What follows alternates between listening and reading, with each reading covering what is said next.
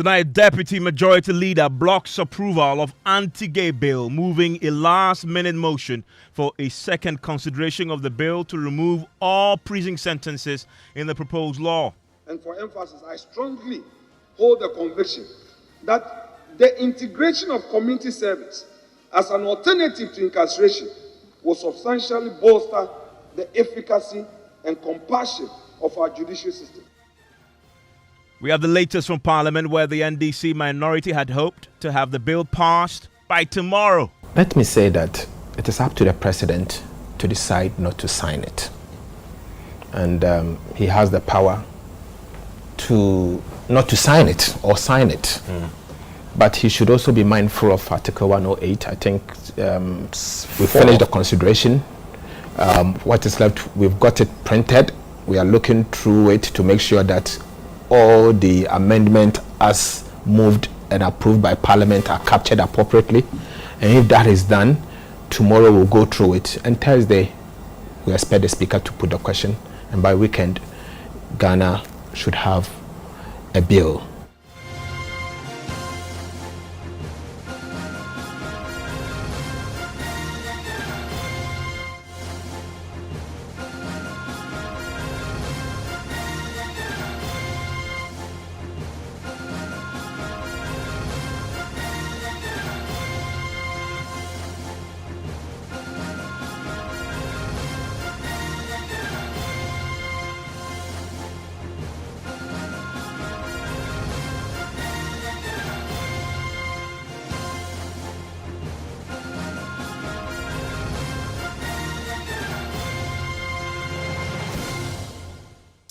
And Top Story is always brought to you by Vodafone. It was just on Tuesday that the minority leader, Dr. Kiksel Atofosing, made this bold declaration. We finished the consideration.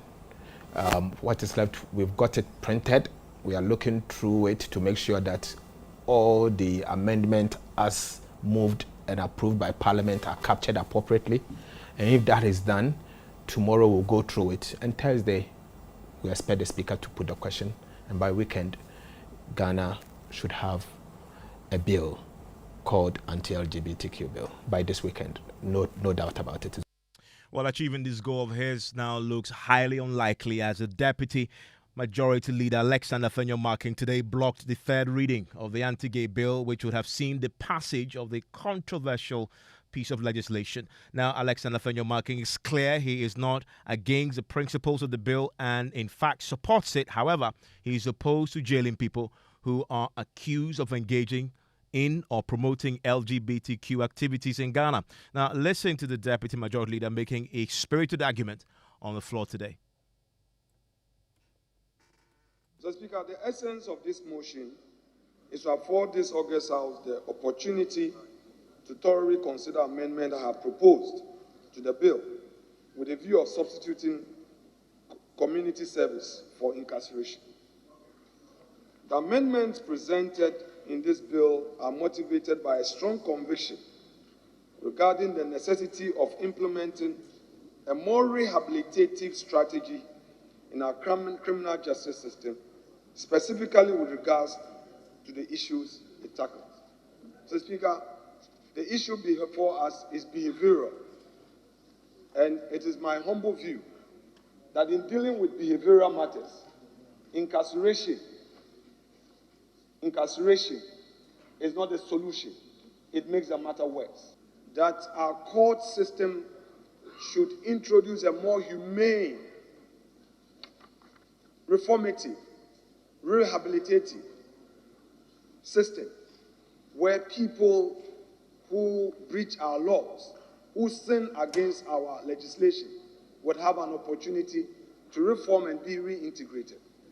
To jail a person for his sexuality or her sexuality would not be the solution in maintaining our Ghanaian family values and ensuring proper human sexual rights. Mr. Speaker, in the least, such individuals who get into our jails become worse off. Mr. Speaker, as a law student, in my final year at Makola, Upon visiting in Sawom with my colleagues, it became clear that inmates were being sodomized.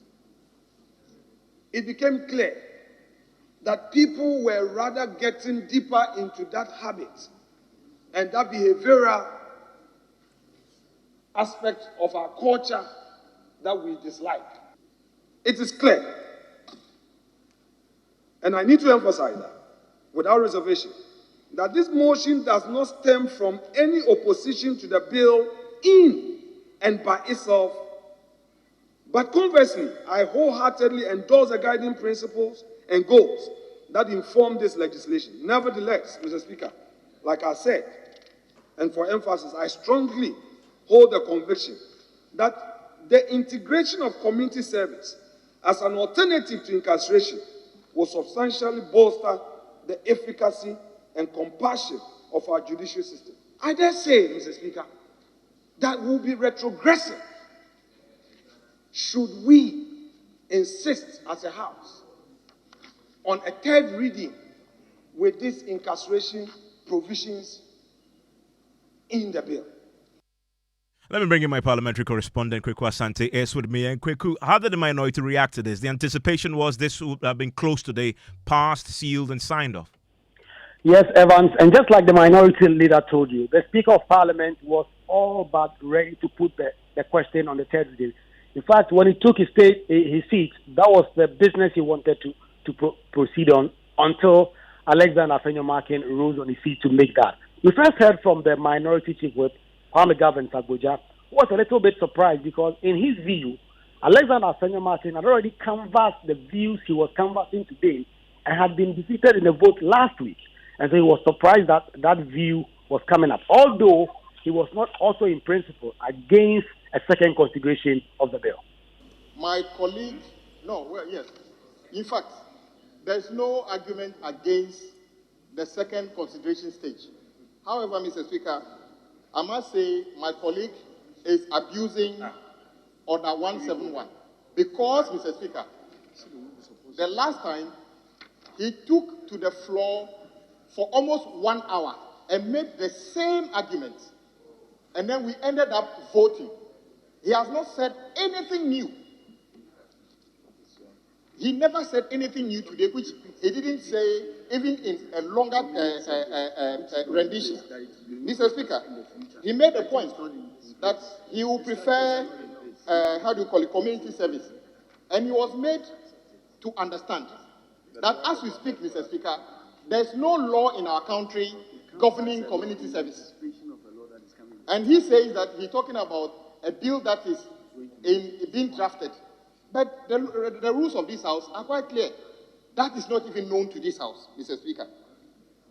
Mr. Speaker, I hear him talk about so many things. I just draw the attention of my colleague to one of the provisions in this bill. Mr. Speaker, those who carry out surgical operations, we are talking about one of the crimes which can send you to jail, is if somebody begins to try to reassign gender. You have to be one of the brainiest people to carry out surgical operation. We are not talking about people stealing plantain. We are talking about people who are carrying out fundamental surgical operation. And so, Kweku, how was this settled? Well, it was put to a vote. In fact, the person who seconded Afenyo-Markin's motion was one of the co-sponsors of the anti-K bill, in the person of Emmanuel Kwesi-Bedzua. He seconded that. It was put to a vote, and the House agreed that there must be a second consideration stage. The House then began the second consideration stage. Afenyo-Markin is now proposing 14 amendments to the original bill as was presented by Sam George to remove the custodial sentence from anywhere in the bill. The clause 4, that has to do with imposing up to 4 months prison sentence on LGBT activity issues, was first discussed, and it was roundly defeated. So if anyone is to forecast what exactly is going to happen, then all these amendments are going to be defeated up until the time a vote is going to happen. But the first of Afenyo-Markin's amendments was defeated today. 14 amendments, so they have to possibly vote on each one. Yes, and in fact, the way Afenyo-Markin has structured his amendments, they would have to vote on all of them because He's seeking to take the custodial sentencing from each and every one of them. So at every point in time, there will have to be a vote because Afenyo Markin will move. There will be a view in opposition. And whilst the House cannot agree on a view, they would have to put it to a vote and a decision taken. Okay, yeah, thankfully we can bring in one of the sponsors of the bill. Sam George joins us right now, and Mr. George is the MP for Ningo Pram. Mr. George, legitimate, is it not, that he is asking for a bit more scrutiny? Absolutely not. And let me correct fundamentally one of the premises that you made, that Afenyo Markin arrested the third reading. He did not arrest the third reading. He would have been defeated with ease on the floor. We as sponsors have about 10 amendments we want to make to what the draft persons have brought. For example, if you look at the head note of what the draft persons have brought, we agreed as a house to delete Ghanaian. So the bill will not read proper human sexual rights and Ghanaian family values, but will read human sexual rights and family values bill. We decided to delete proper and Ghanaian. They did that, but in some of the clauses, you still see Ghanaian repeat itself there. So we needed to clean those things up. So we ourselves were going to do a second consideration. That's why my co-sponsor, Emmanuel Kwesi-Bedzwa, responded by seconding the motion. So Afenyo did not have what it took to arrest the bill. Now that said, Afenyo's arguments today are not new. Afenyo is on a foray and voyage of no consequence. He has established all the points he wants to make last week. He was defeated in those arguments last week. He repeated the same today. Those arguments betray a lack of honesty and sincerity in the underpinning principle. If Afenyo Martins today is saying that as a final year law student, he went to Nsawam and was touched by the state of our prisons, Afenyo Martins has sat in Parliament at least for the last 7 years that I have been there and has passed legislation that has custodial sentences. One I can give you a ready example of is the Anti-Vigilantism Act. And he spoke in favor of custodial sentences for the Anti-Vigilantism Act. So when did Afenyo all of a sudden develop this heart of compassion and all? But to be fair to him, he makes the point that the two are completely different. He said this is based on behavioral, and you want to put somebody in jail because of a behavior that actually needs correcting instead of throwing the person in jail. That's a distinction he creates. Sorry? That's a distinction he creates, that this particular act that you're seeking to criminalize is purely behavioral. He used those words. You don't want to throw people in jail. And who says that is factual? Afenyo doesn't have his facts right. The person engaged in this as a lifestyle choice. There is nothing behavioral about it. In fact, the essence and rationale of the bill is to prevent, to punish, and to rehabilitate. In fact, the Ghana Prison Service is the foremost rehabilitation center in Ghana today because it is a correctional facility. Their mandate is correctional. Rehabilitation and reformation goes on in the Ghanaian prisons. When Afenyo says we should do communal service, have you asked Afenyo what legal jurisprudence in Ghana supports communal service? So you hand over an accused person who is found guilty by the courts to the judge, and the judge is supposed to sentence, and you say the judge should sentence to communal service. What is communal service? Okay, stay with me, please, because I've just been joined by the Deputy Majority Leader. Mr. Afenyo, marking that fundamental point it makes about the communal service and the legal jurisprudence. Fair point, is it not? What criminal jurisprudence, Evans? I'd like to understand that. He joins us now. Mr. Afenyo Marking, thanks for your time. Evans, I'm sorry. I have no objections. Please go ahead. I take exceptions to the personal nature of the submissions by my colleague. I expect him to be withdrawn with apology. If he cannot, I will not continue the interview. I'll prepare that we'll do business in the chamber. I'm sorry. I've listened. You did not stop him. And this thing and Afenyo, I mean, we don't do things like that. And I will not want to go and get into another whatever. I respect him a lot. It's not because of this bill that he and I would be cutting our throats in public. I'm not going to do an interview. If you withdraw and make a submission that Ghanaians would enjoy, that we have a disagreement, I will continue. Failure to do that, I'm sorry. And you would have to apply the brakes on him. I'm sorry. On the specifics, which specific things you heard him. Apenyo he's repeated himself. He has said, play the full tape to him. What is the dishonesty in this? That I have found a new spirit in doing what? I won't go into that personal attack. You heard all he said. I am not going into any specific debate this evening. He can say all he wants. It's not a problem. Sam George. Evans, the deputy majority leader is a personal friend and someone I respect. I'm happy you asked him what specifics he's asking me to withdraw, because everything I have said here is borne by the Hansard and the tape you have played. He moved motions. He defended his motion. And you asked me specific questions relative to him. So if he's asking me to withdraw that I have made a personal attack on him, I'm at sea, because you asked me specific questions, Evans, as the host. You asked me specific that the Honorable Afenyo Markin said this. How do I respond? So how then do I respond without making reference to him? So, this is without malice. This is the substance of the fact. If there is anything that he will point out that would point to malice or an attack on his person, I will willingly withdraw. But failure to point out anything, I can't withdraw my entire submission, which is a statement of fact, that he moved a motion to arrest the third reading and for a second consideration, which we supported, but which we debated and defeated the logic of his argument. And I stated that it is his democratic right to hold the view he has. It is also our democratic right to disagree with him and state so forcefully. I don't see what would be considered a personal attack in that. The substance of the debate should not be befuddled. That the attempt to say that we should take away custodial sentencing cannot be justified by any part of our legal jurisprudence. That's the substance of the whole debate here. I take notice, and that's what I would want for him to address. I take notice of the point you raised, and Mr. Afenyo Markin is on the line in the interest, of course, decency and decorum in conversations. Mr. Afenyo Markin, he said that if there's any particular specific issue, he's ready to withdraw. I will repeat myself. I decline further interview. I'm sorry. Well, thank you very much for connecting with us on the subject. And as you've heard, both of them say they are good friends.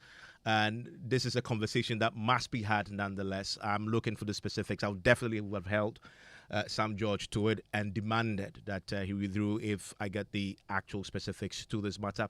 But Mr. George, the expectation coming to today, and we play the sound of your majority leader, the minority leader, Case Latter Forcing, who was expectant that this bill would have been passed today. It says latest by weekend we should have a law in place.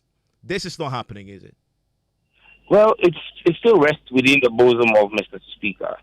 If Mr. Speaker takes this tomorrow, in fact, after Mr. Speaker finished the first amendment by the Honorable Afenyo Markin on Clause 4, I rose and said to the Speaker that the other 13 amendments carry the same language, the same wording, the same principle.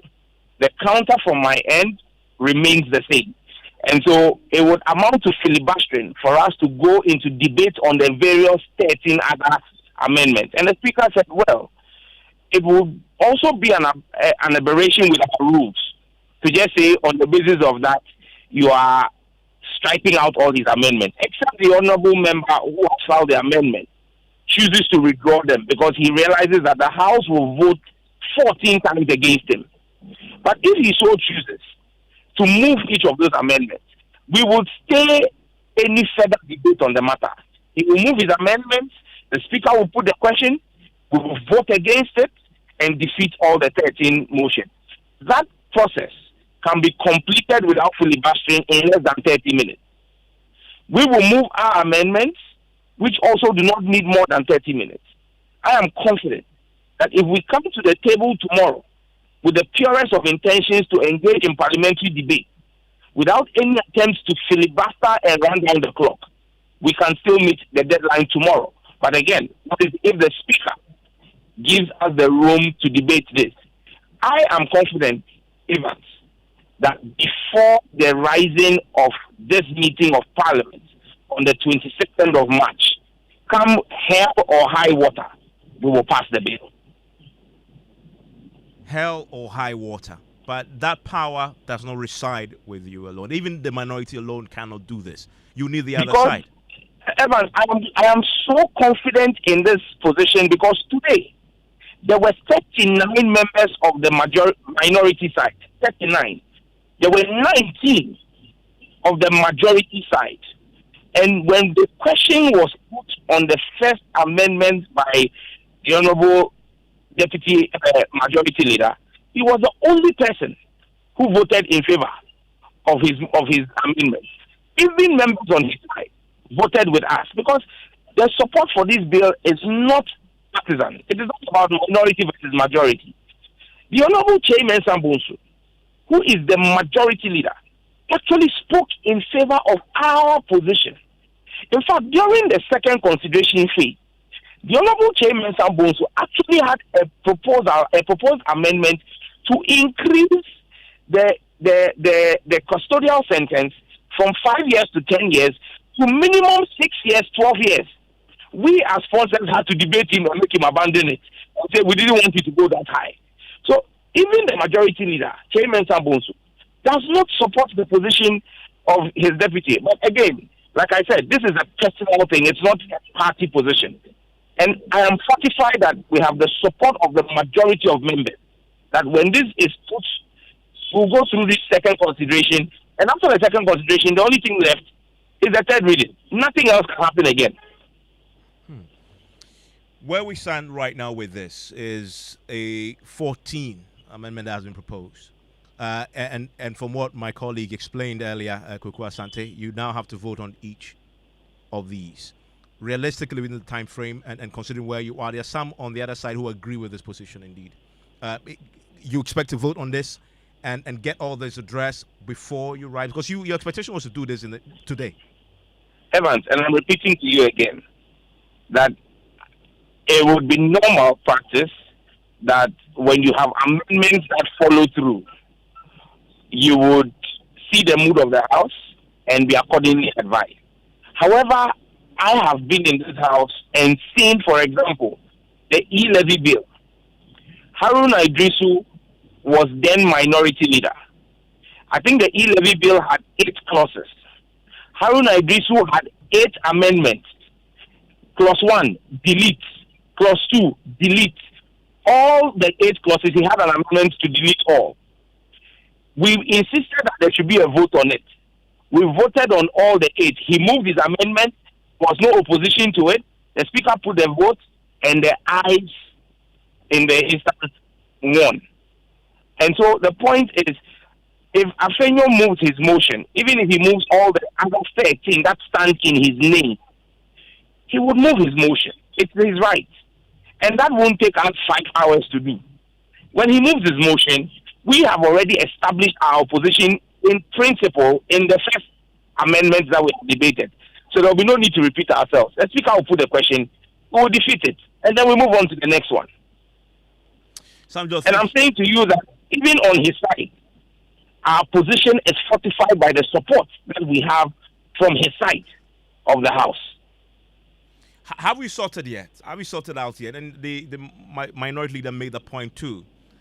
Even if you cross this particular hurdle, there's another hurdle. The hurdle as thrown out by the president himself, who, from his actions around bills that had been put forth by your own members, private members' bills, had said in his decisions loudly that if he imposes a burden on a consolidated fund, he is not signing into law. Have you crossed that hurdle? Have you managed to sort out that? If we haven't gotten there. But I hold the considered view that President Akufo-Addo, as a Christian, as an avowed Christian, and one who spoke before God in the Anglican Church in the Eastern region, it was before God, spoke to God and man and said, homosexuality will not be legalized under his watch as president. It will not happen. Those were his words. I am confident, and I will err on the side of caution, that President Akufo-Addo will do what is right by his conscience, by God, and by the people of this country, who overwhelmingly support the essence and spirit of our bill. Let's not preempt the president. I believe that the president will sign. If we get there and the president refuses to sign, the Constitution gives us other options to still get it passed into law. Who'd explore him? And that's Sam George there on that subject that came before the House today. The anti-gay bill, the minority had hoped that it would be passed today. The Speaker had taken his seat hoping that it will be passed. He was actually looking for today. He expressed it, but the 14th amendment that had been proposed now means it won't happen. Not just yet. They're still very confident they will get it passed. Where do you stand on this? The issue now revolves around custodial or not custodial sentence, and Afenyo Markin wants that taking out of the bill as it currently is. 055-1111-997. Newsnight in a minute.